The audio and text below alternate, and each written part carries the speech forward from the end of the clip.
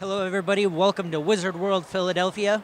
I'm Cale with the Comics Pals. I'm here with Jordan Gibson.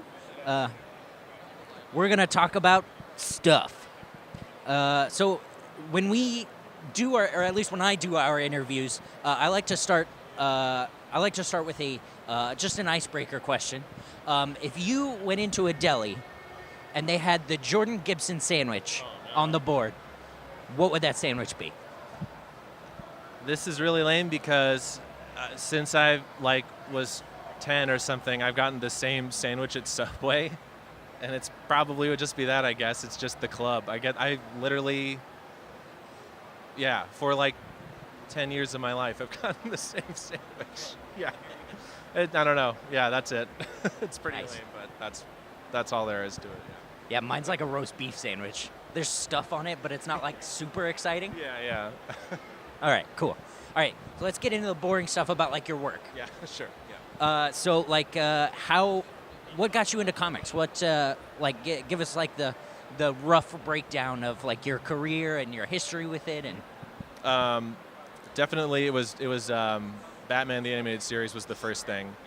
I was obsessed with that, and it was basically just the cartoon shows like Batman, and then Spider-Man happened in '95 or '6, and I was just completely obsessed with both of those and just drew them constantly. And I had a babysitter who could draw, and I wasn't as good at drawing as her, and I'd be like, "You're doing it wrong. That's wrong," and she was like, "You draw it then." And I was like, "Okay." And then I just kept doing that. Yeah. So that's pretty much it. But it was those shows, and definitely like Bruce Timm, and then later like Darwin Cook's art. That type of style really was what. Yeah. That's pretty much it. And then I guess eventually with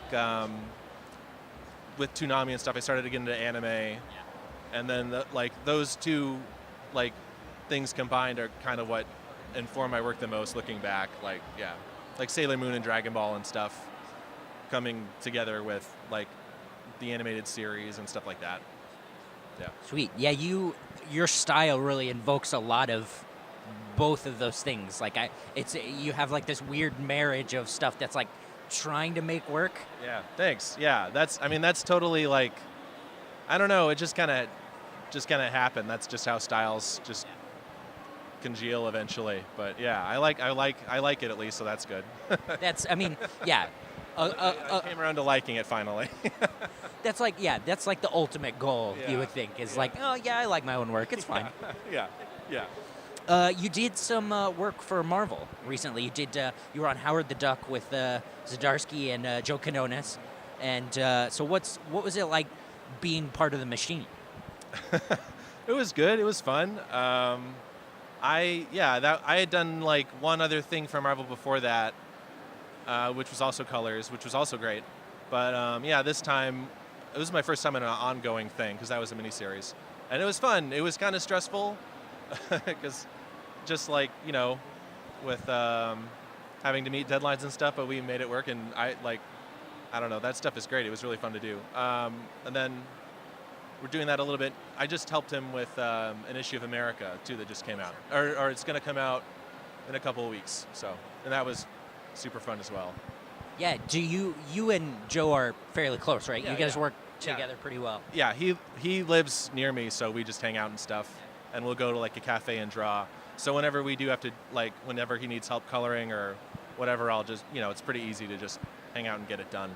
Yeah. Do you find that you have you sort of know what he would want in the colors? I mean, other than talking to him and asking him about it. I feel I pretty much at this point we have a pretty good shorthand. I feel for knowing how he would want to approach something, and it's pretty similar. We have similar instincts, I think, sometimes, so that helps. Yeah. Okay, now that that's done, let's talk about Riverdale. Okay. I know you and Betty are pretty into the show, right? Yeah, it's great. Yeah, I actually wasn't sure about it at first, but then she got me into it, and I love it. That's where I sat too. For a long time, I watched it, and I just this teen drama was so much, right? But now that I'm further into it, I find myself thinking about it in inappropriate times.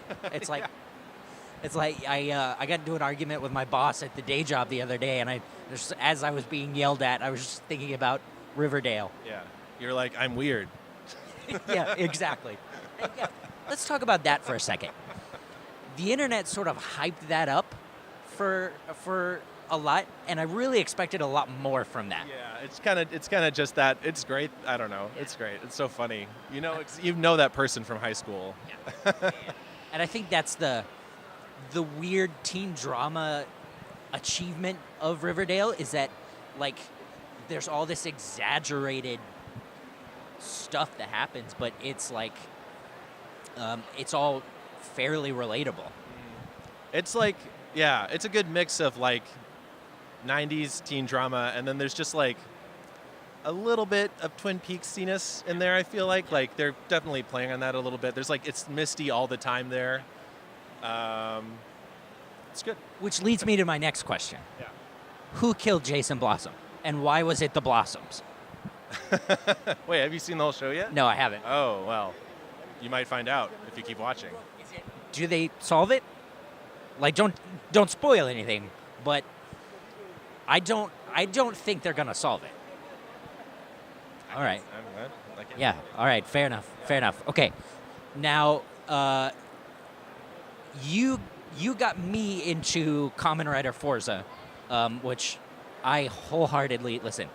Jordan, thank you. Yeah. No. You're welcome. It's a nice show. I am so into Kamen Rider that it's almost matched my enthusiasm for Riverdale, but I just don't get to talk about it.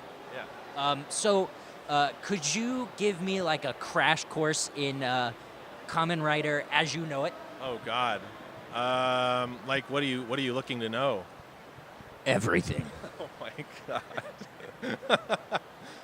Yeah, it's a show it's a live action show that started in the 70s, and it was kind of one of the first shows that Toei did. The Kamen Rider is created by Shotaro Ishinomori, and it was a manga first, and then they made it into a show. And people will kind of recognize it because after Kamen Rider, they were like, we should do a team of these guys, and then he designed a team, and that was called Sentai. And then later on, that went on to become Super Sentai, which later on in the 90s was Power Rangers. So that is kind of like, I feel like for people who might be watching and wondering what Kamen Rider is at all, yeah. But then it kind of just like, it started with that basic thing where it's just like a bug guy who rides a motorcycle and he fights a cool bad guy organization. It just kind of kept going, and they kept like doing different iterations of that with new gimmicks. There are like 20 of them. There's a ton of them, yeah. And then because there's like 24 something, 25, and then there's a bunch of like secondary riders and other dudes who show up who can also hench and transform into a Kamen Rider guy. But yeah, it's great. It's all great. Man, I love it. I love it.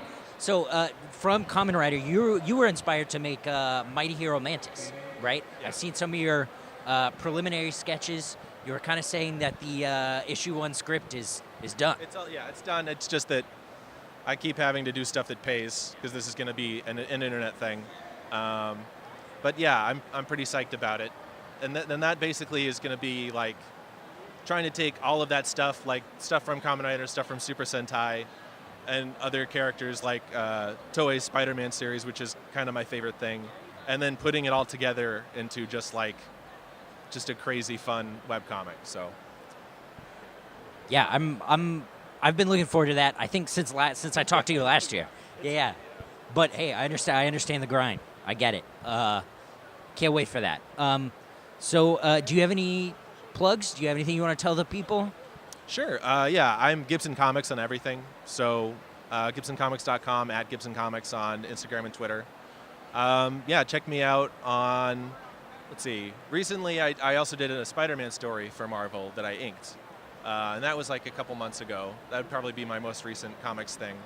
Is that that was with Hannah Blumenreich, yeah. Blumenreich? Is that how you... I think that's how she said she wants to pronounce it. Yeah. Okay.